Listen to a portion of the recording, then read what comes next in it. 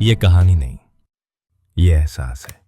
خوش آمدید احساس کی کہانی۔ کچھ خواب بہت خاموش ہوتے ہیں، نہ وہ شور مچاتے ہیں نہ کسی سے شکایت کرتے ہیں، بس غربت کی دیواروں کے اندر چپ چاپ سانس لیتے رہتے ہیں۔ یہ کہانی ہے ایک باپ کی جو امیر نہیں تھا مگر اس کے خواب بہت بڑے تھے۔ وہ ایک چھوٹے سے گاؤں میں رہتا تھا جہاں کچی گلیاں تھیں اور گھروں کی دیواریں مٹی سے بنی تھیں۔ اس کا گھر بھی ایسا ہی تھا، کچی دیواریں اور ایک چھت جو بارش میں اکثر ٹپک جایا کرتی تھی۔ وہ باپ روز صبح سورج نکلنے سے پہلے اٹھتا اور مزدوری کے لیے نکل جاتا۔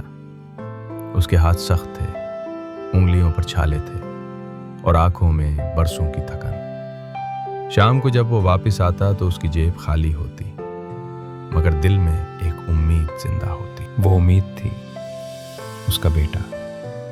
جب وہ اپنے بیٹے کو زمین پر بچھی ہوئی چادر پر سوتا دیکھتا تو اس کے چہرے پر مسکراہٹ آ جاتی۔ وہ آہستہ سے کہتا، بیٹا تو وہ سب بنے گا جو میں نہ بن سکا۔ گاؤں کے لوگ ہنستے تھے۔ کوئی کہتا اتنی غربت میں پڑا کر کیا ملے گا، کوئی کہتا اسے بھی مزدوری پر لے آؤ، کم از کم 2 وقت کی روٹی تو ملے گی۔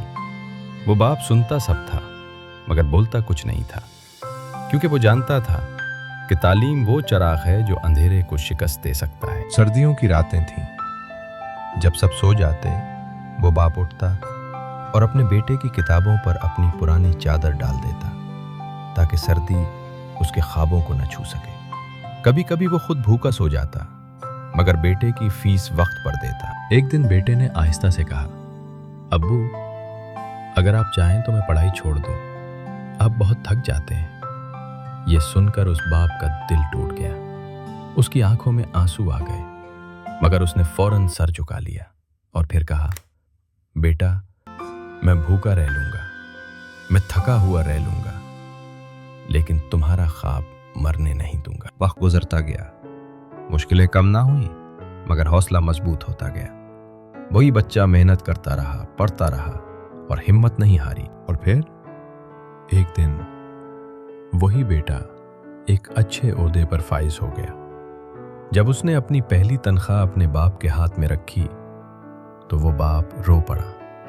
وہ آہستہ سے بولا، بیٹا آج مجھے میری ساری مزدوری کا صلہ مل گیا۔ دوستو، غربت انسان کو روک سکتی ہے مگر خوابوں کو نہیں۔ اگر کسی باپ کا حوصلہ زندہ ہو تو کوئی اندھیرا مستقبل کو نہیں نگل سکتا۔ اگر یہ کہانی آپ کے دل تک پہنچی ہو تو چینل کو سبسکرائب کریں اور بیل آئیکن دبائیں تاکہ اگلی کہانی بھی آپ تک پہنچے۔